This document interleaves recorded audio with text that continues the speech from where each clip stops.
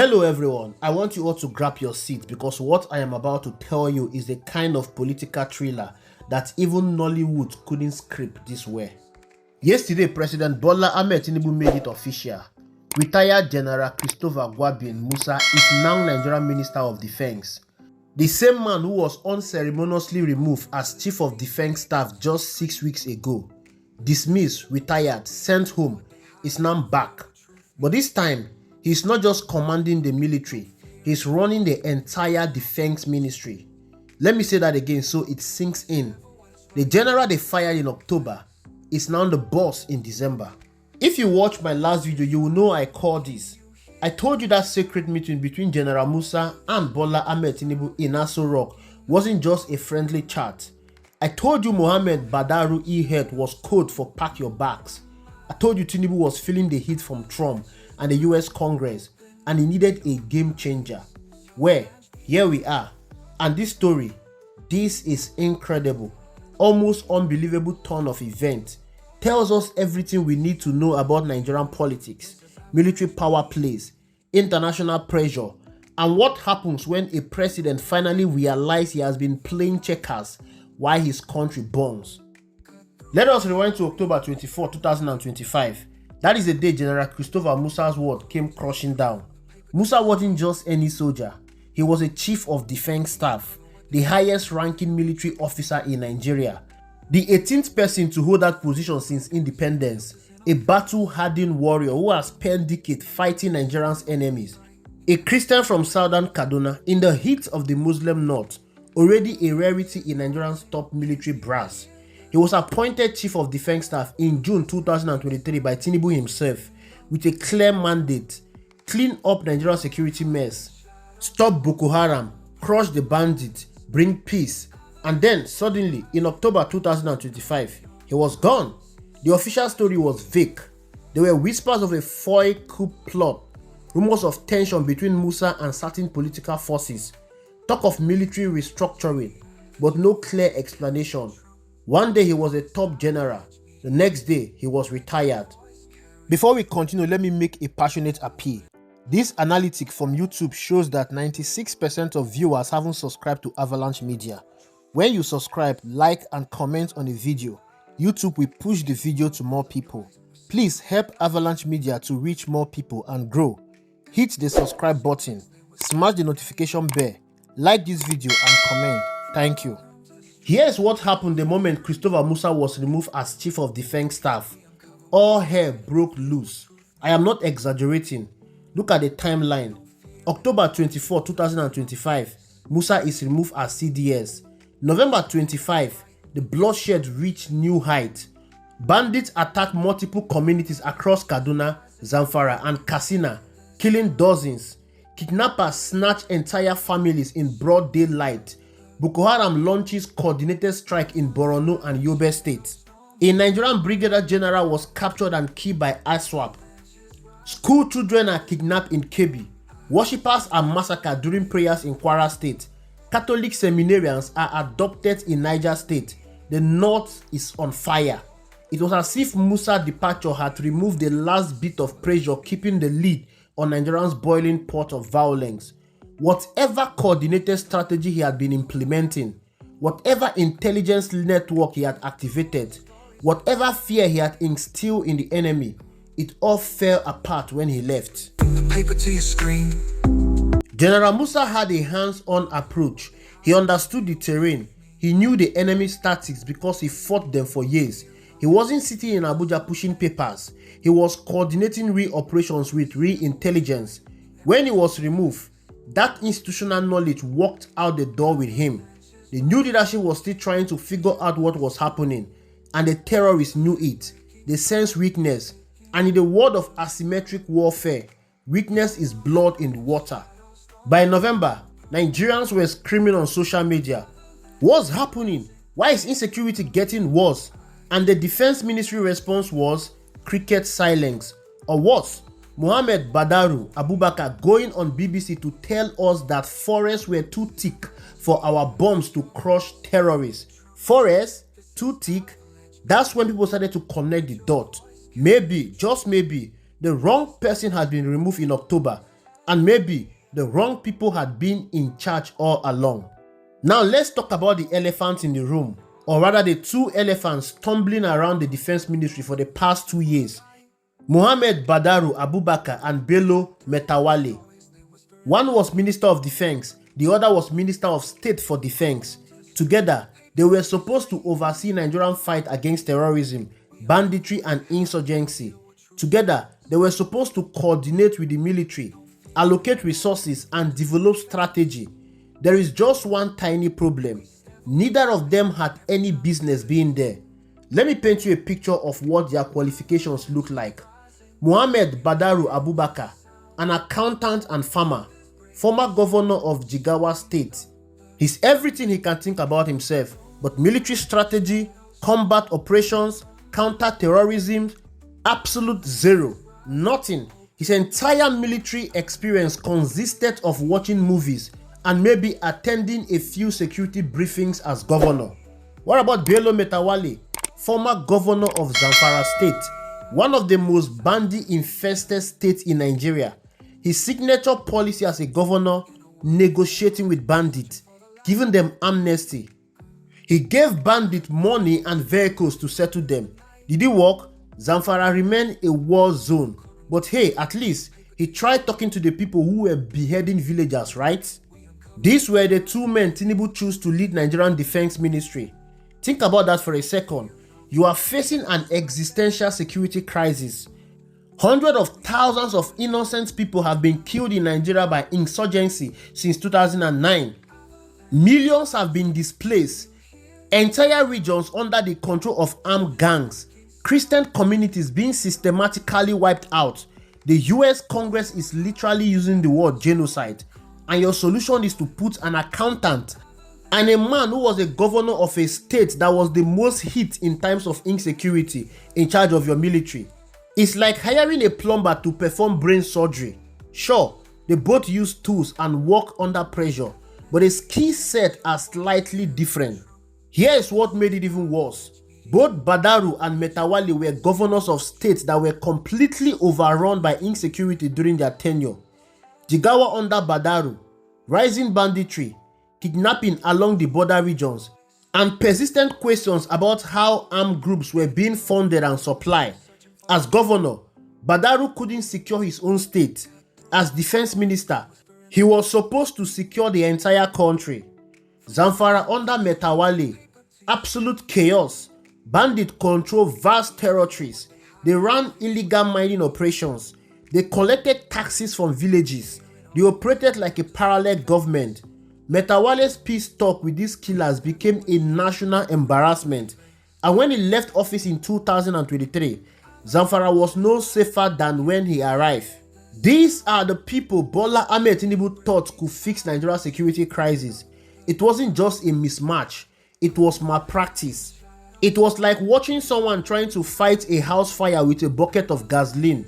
And the worst part, while Badaru and Metawalle were fumbling around with zero military expertise, the man who actually knew what he was doing, Christopher Musa, was pushed out and sent home.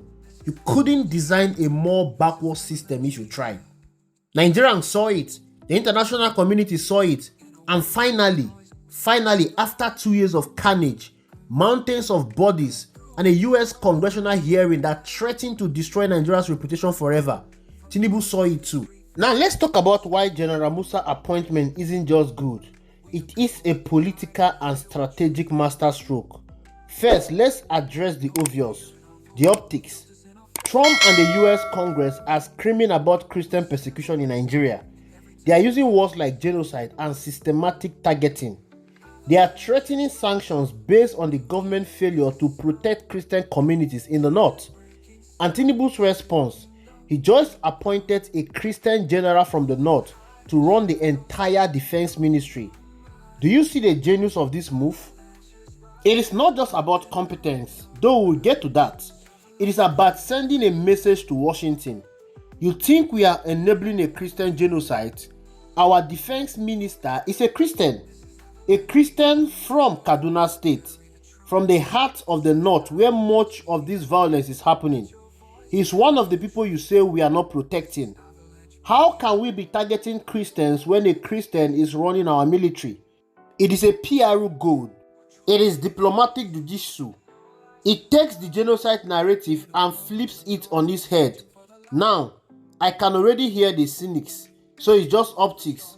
Just a show for America. But hold on. Here is where it gets even better. Christopher Musa isn't just good optics. He is the real deal.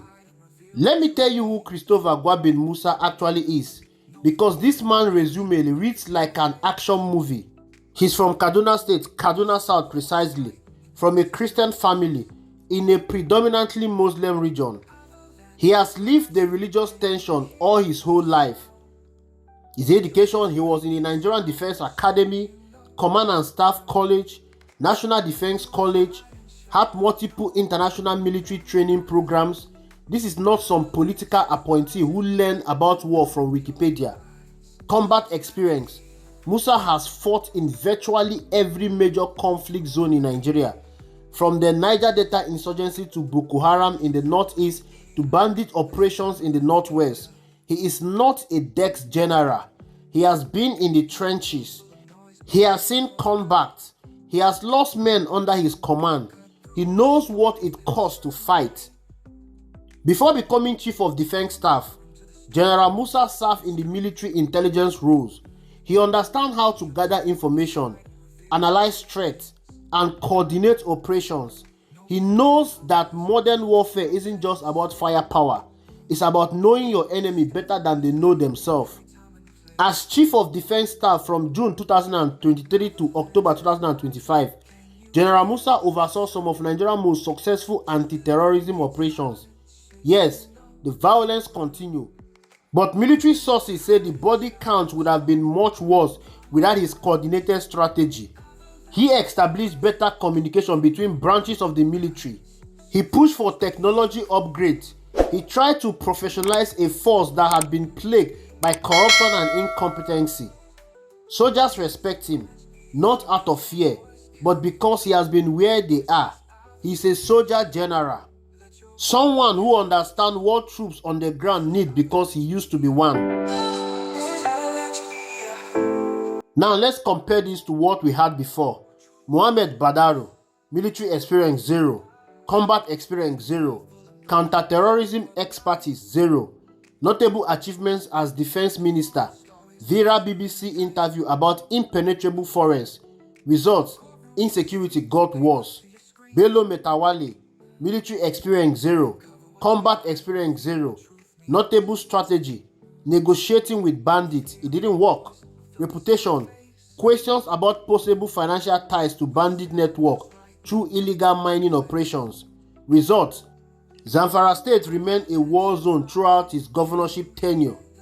General Christopher Musa, general experience 30+ years, combat experience multiple theaters of operation, counter-terrorism expertise extensive, notable achievement, successfully commanded Nigeria's entire military as CDS. Result, actually knows what he's doing. This isn't just a square peg in square hole. This is finally using the right tool for the job after 2 years of trying to hammer nails with a banana. Think about what this means operationally.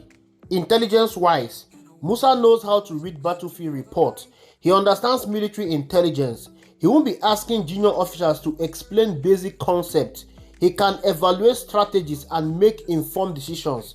Coordination-wise, as former CDS, he has relationship with every branch of the military. He knows the commanders personally. He can pick up the phone and coordinate operations without going through layers of bureaucracy. In times of credibility, when Musa tells the troops to do something, they will do it because they know he's been there. He's not some politician playing soldiers. He is a soldier.